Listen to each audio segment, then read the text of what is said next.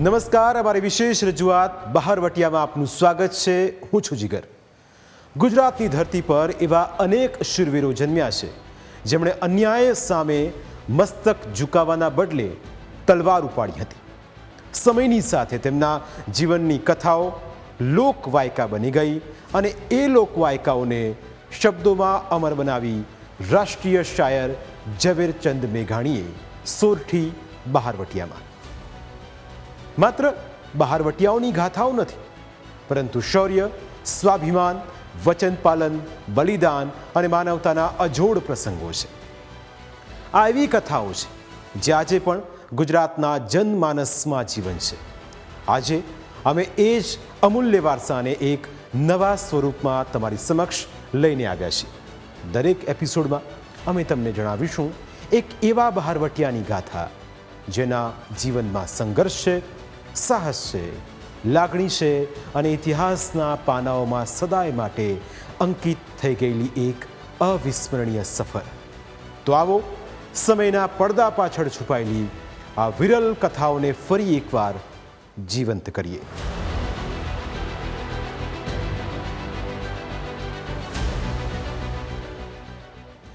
ઝવેરચંદ મેઘાણી રચિત સોરઠી બહારવટિયામાં પ્રથમ વાર્તાનું નામ છે ભીમો જત.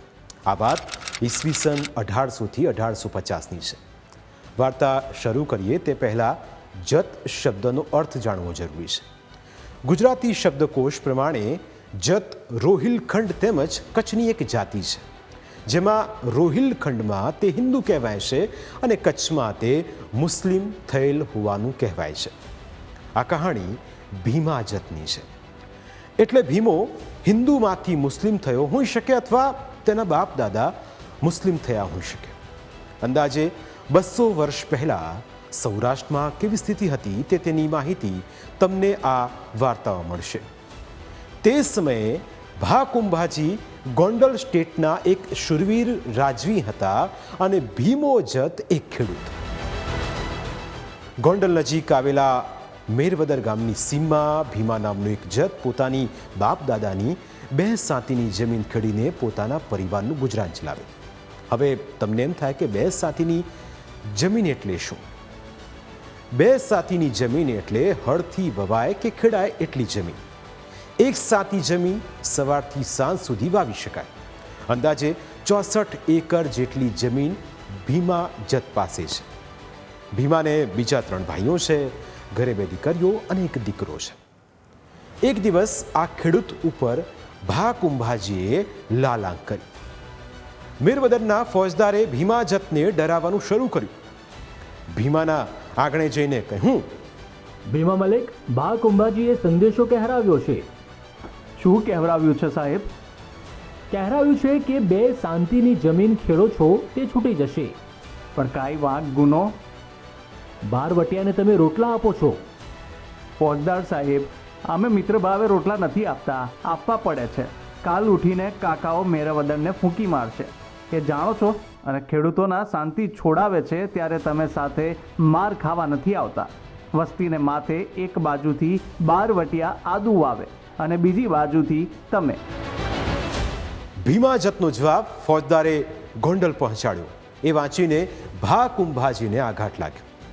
તેમણે 100 મકરાણી ફોજદારોને મેરવદર ગામના ટીંબે મોકલ્યા અને હુકમ લખ્યો કે બહારવટિયાને આશરો આપવાના ગુના બદલ ભીમા મલેકની મેરવદર ખાતેથી 2 સાતી જમીન ખાલસા કરવામાં આવે છે, એટલે કે સરકાર હસ્તક કરવામાં આવે છે.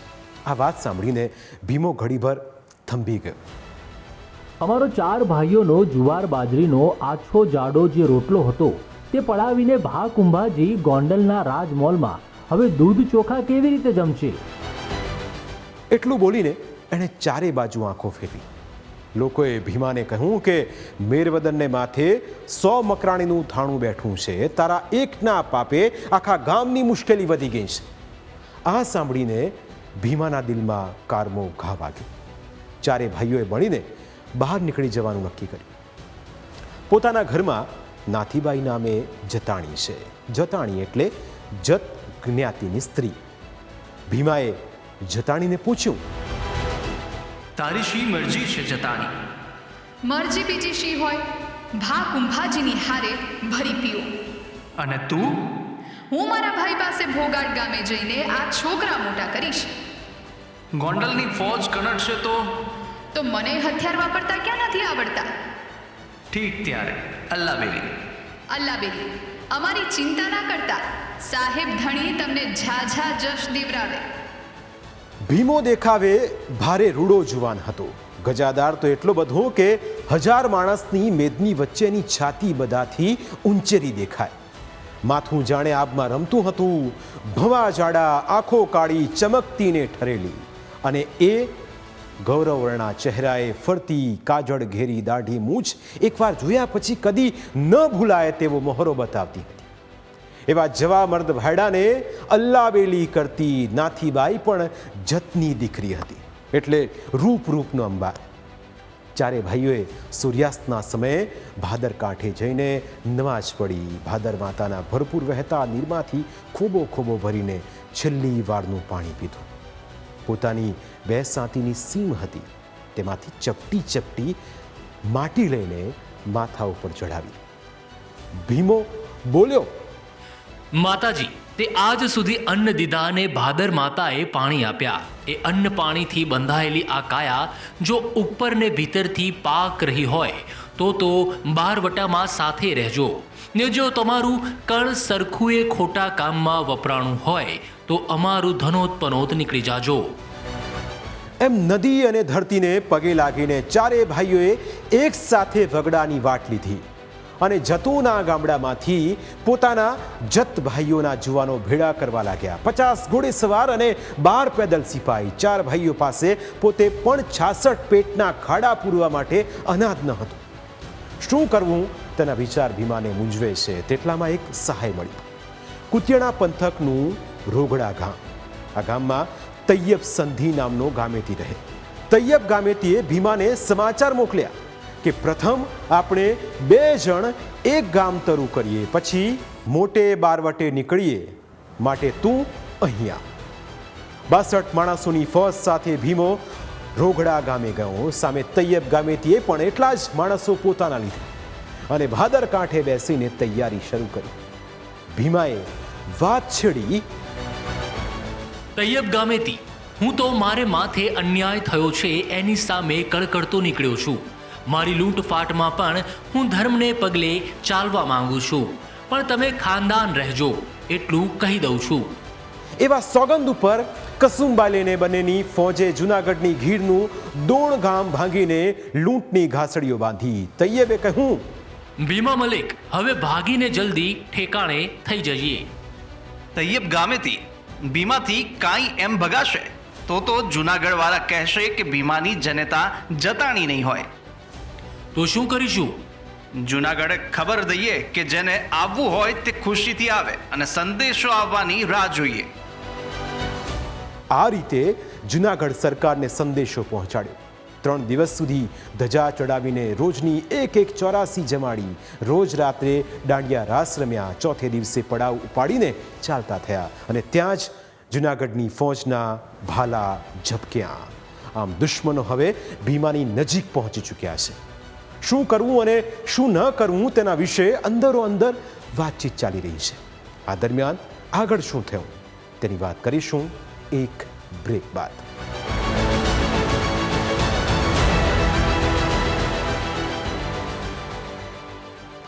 જૂનાગઢની ફોજ નજીક આવી રહી હતી. ભીમો નીડર હતો, પણ તૈયબનો પરસેવો છૂટી ગયો હતો. છતાં ભીમાને તૈયબ ઉપર વિશ્વાસ હતો. પરંતુ ભીમાને ક્યાં ખબર હતી કે તૈયબ વિશ્વાસઘાત કરીને શત્રુના કાન ભંભેરશે. જૂનાગઢની ફોજ જોઈને તૈયબ ગામેતીએ કહ્યું કે, ભીમા મલિક, તમારે વાંકે આ ફોજ હમણાં આપણને રજડાવશે. હવે શું કરવું? ભાગી નીકળાય તેમ નથી. શત્રુઓ ખૂબ જ નજીક પહોંચી ચૂક્યા છે. મારો વાક હોય તો તમે કહો તેમ કરું તૈયબ ગામેથી. ત્યારે તમે ઊભા રહીને ફોજ ઉપર નજર રાખો. હું લૂંટેલા માલને ઠેકાણે પાડી દઉં. ભીમાએ તૈયબની વાતમાં હામી ભરી. ઘરેણા અને કપડાથી ઢાંકેલા સાંઢિયા અને ઘોડા સાથે તૈયબ રોગડા ગામે પહોંચ્યો અને માલ સંતાડીને પોતે જૂનાગઢમાં બેસી ગયો. તેણે નવાબના કાન સુધી વાત પહોંચાડી કે દોણ ગામમાં તો ભીમાએ ભાગ્યું છે. આ બાજુ ભીમો જૂનાગઢની ફોજ સામે ધીંગાણા કરતો હતો. તૈયબને ભાગવાનો સમય આપતો આપતો ચાલ્યો આવે છે. આગળ પોતે છે અને પાછળ જૂનાગઢની ફોજ છે. એમ કરતા ગાદકડા ગામની સીમ સુધી પહોંચાડી દીધા અને ત્યાં જ બંને ફોજની સામસામે ટક્કર થઈ. ભીમાના નાના ભાઈ હસન મલેકે તલવાર ઉઠાવીને ભીમાની રજા માગી. આજે મારો વારો છે કહીને 300 જૂનાગઢિયા યોદ્ધા સામે પોતે એકલો ઉતર્યો. 15 શત્રુઓને ઠાર કરી પોતે મરાયો. શત્રુની ફોજને રોકતો રોકતો ભીમો 13મે દિવસે ભાદર કાંઠે પહોંચી ગયો. કાંઠે પહોંચીને એણે પોતાના ભાઈ હસનના મોતનો અફસોસ વ્યક્ત કર્યો. રોગડા ગામે પોતાના આવવાની જાણ કરતા એને જવાબ મળ્યો કે તૈયબ ગામેથી લૂંટના માલમાંથી ભીમાને કંઈ પણ આપવાનો નથી અને જૂનાગઢ રાજ્યને પણ ભીમાનું નામ આપનાર તૈયબ જ છે. ઈમાનને માથે થૂંકનાર આદમીને હજારો લાનત હજો. આટલું બોલીને ભીમો પાછો ચડી નીકળ્યો. ગોંડલની સીમોમાં જ્યાં જોઈએ ત્યાં ભીમા બહારવટિયાના પડછાયાઓ ઉતરવા લાગ્યા. સાપની ફૂંકે ચારે બાજુ ઝેર ફેલાય તેમ ભીમાની હાંક વાગતી ગઈ. અલ્લાહ સળગાવી મારો આ ઢાંક ગામને. આ ગામની વસ્તી ભીમા જતને રોટલા પહોંચાડે છે. આવી હાકલ કરતી ગોંડલ, જૂનાગઢ અને જામનગર એમ ત્રણેય સ્ટેટની ફોજના 5000 માણસો સાથે ઢાંક ગામના પાંદરે આવીને ઊભી રહી. ગામની વસ્તીએ આવીને હાથ જોડ્યા.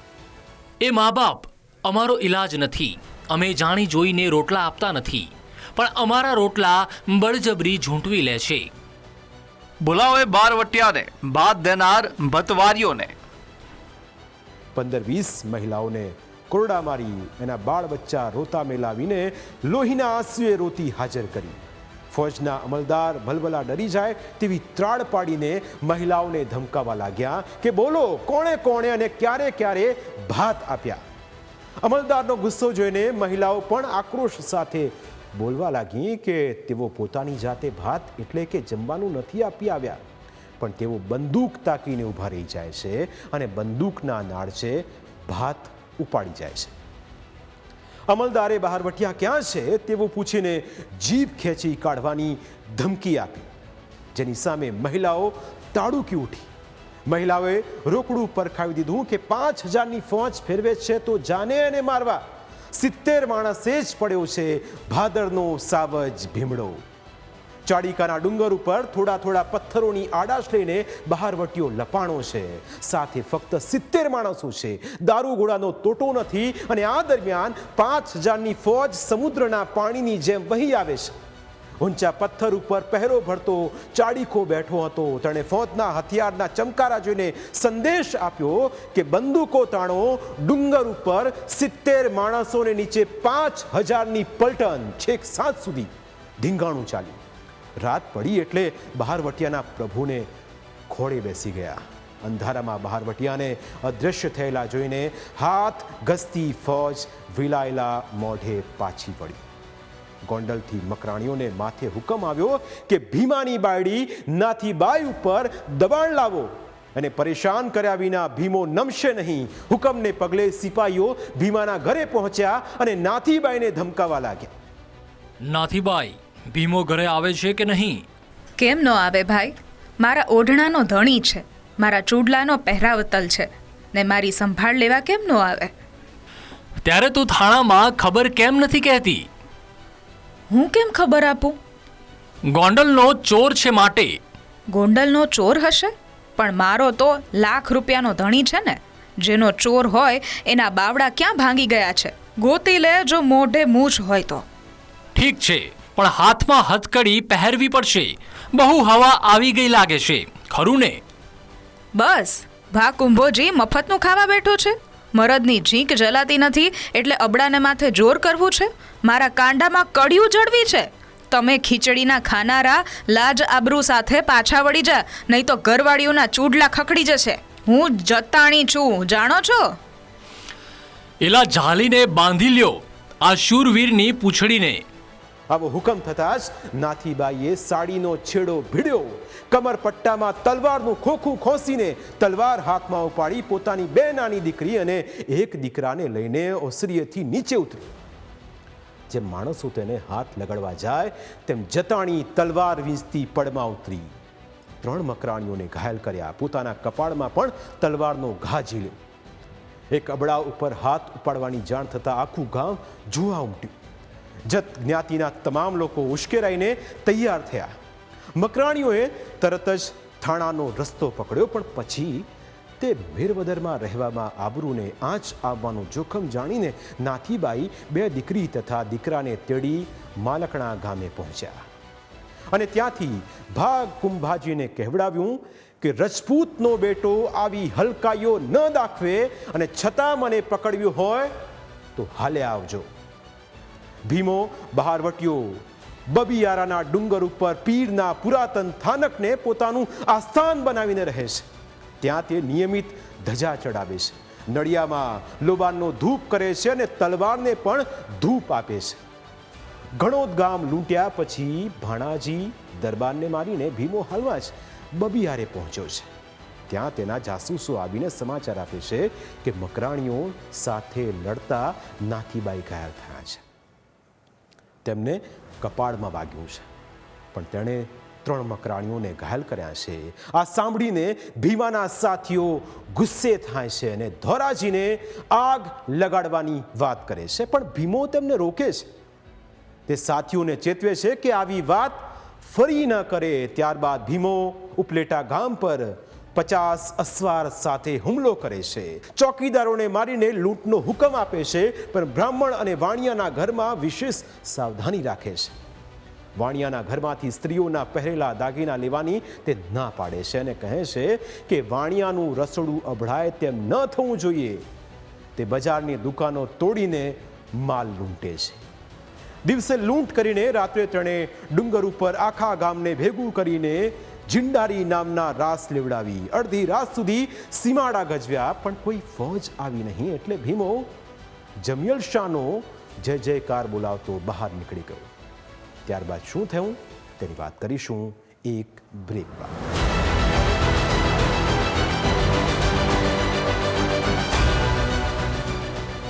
અડધી રાત સુધી સીમાડા ગજવ્યા બાદ કોઈ ફોજ ના આવતા ભીમો જમિયલ શાહનો જય જયકાર બોલાવતો નીકળી ગયો. ત્યારબાદ એક એવો કિસ્સો બન્યો જેની વાત ખૂબ જ રસપ્રદ છે. પાનેલી ગામના લક્ષ્મણ સોનીના દીકરાની જાન ઢાંક ગામે જતી હતી. સાથે 3 ગાડા હતા.